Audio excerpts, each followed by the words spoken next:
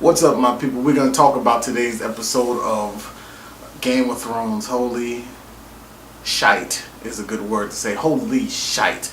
Let's just start off. Last week I said we didn't get any Arya, and that bothered me. I was pissed off. I was like, where's Arya? Where's the Bravos?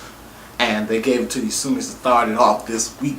They showed Arya on the boat, landing or whatever, and like you could see now, like the look in her eyes, there's nothing there. Like if you look at her, there's nothing there. She has like this look, like just cold and just empty. Like holy hell, there's nothing back there, and it's terrifying and fantastic to watch. So they pull it in the Bravos, and the whole thing happens, and it's good for her. She gets to the House of Black and White. Is it the House of Black and White? Yeah, the House of Black and White. The door, dumbass. The House of Black and White.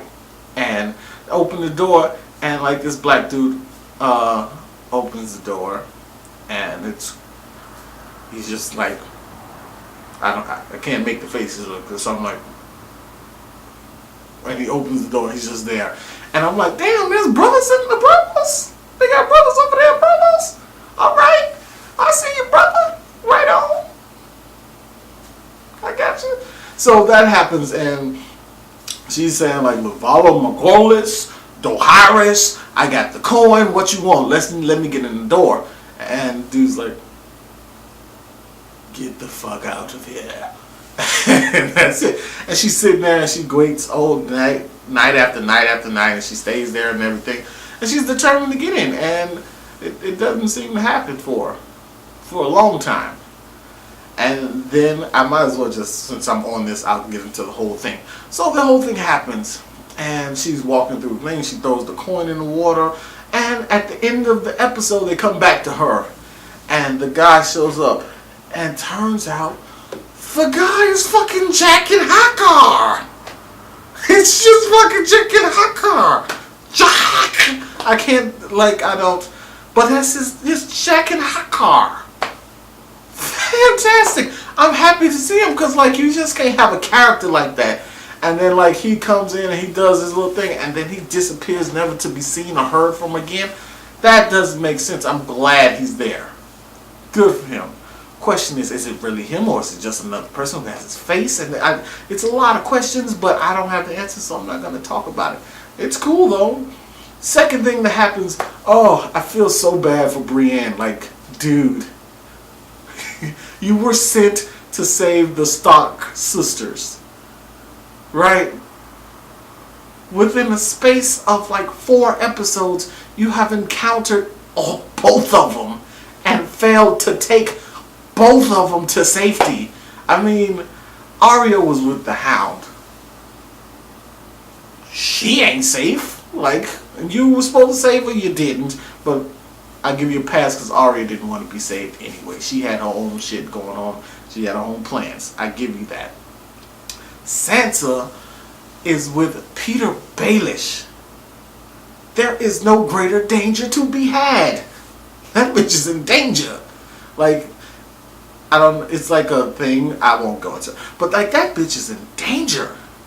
And even more so than being with Peter Baelish, she is in real danger.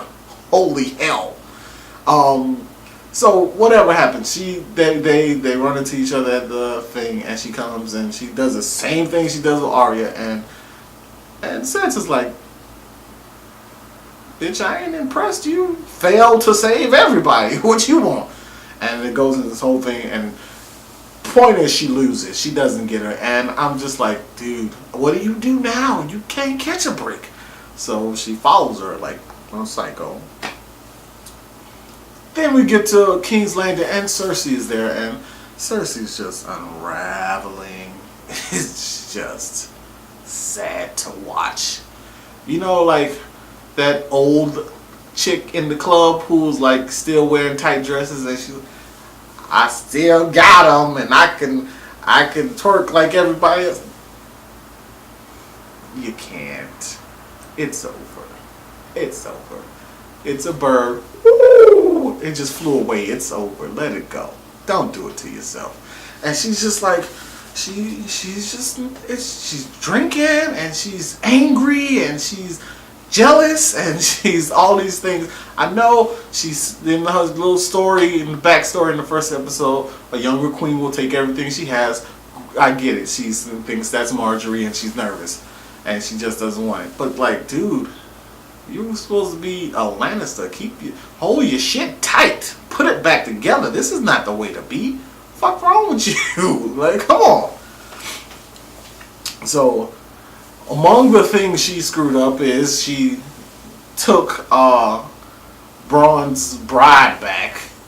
She gave him a bride so that he wouldn't fight for Tyrion.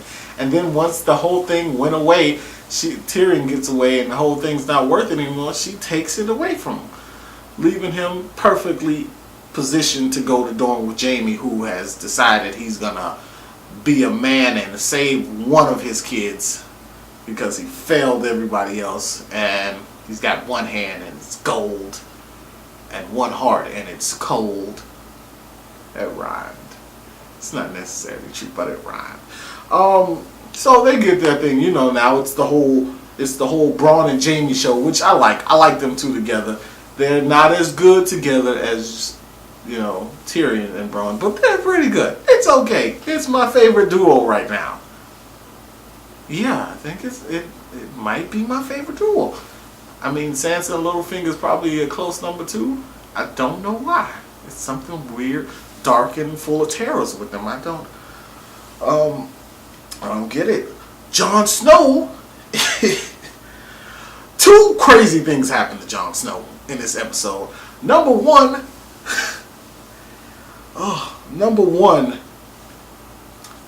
Jon Snow, I don't even remember which order it happened in. Number 1, Jon Snow was offered a chance to be legitimized by Stannis, which means he would have become Jon Stark, the rightful Lord of Winterfell, which would have been incredible and crazy.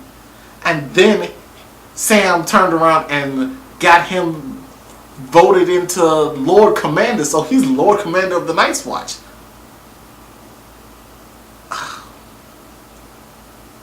I would have took the Stark. I think personal choice, I would have went for being a Stark. That's all you wanted. Whether you are a real Stark by paternal right is a different story. I don't know that, but still, I would have took the Stark. Then the whole thing happens with Dany, and she hits her first real moment where she's not really the people's favorite, and it's because this dude, one of her council members, killed the son of a harpy when they were trying to get information. He just decided, fuck it, I'm gonna kill him because he's the son of a harpy and I don't like that. And he killed him, and he stole the trial and everything from him, so Dany had to punish him. She publicly executed him in front of all of the ex-slaves. I'm talking about whatever, ex-slaves of Marine. Ooh, did they turn? They were like, oh, bitch, you can't be killing people, bitch. It's okay to kill the masters, but you can't kill, us. Bitch, what are you doing? And it turns this whole thing, and she was really torn up about it, and it kind of ended with her, at the pyramid thinking about it, and the biggest fucking dragon I've ever seen on this show came crawling down the pyramid. Drogon is gigantic, okay? I mean, if you take the show into account, Drogo's 2, okay? He's fucking 2 years old, and he is big as shit. What? You know what I mean?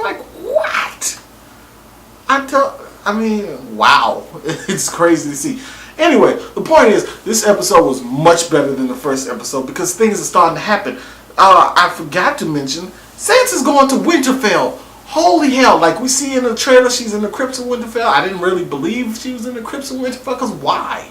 But it turns out she is going to Winterfell. I don't, for what? It's a lot, and holy hell. Anyway, that's it for this review. My face is starting to blur because I'm close to the camera. How about deuces?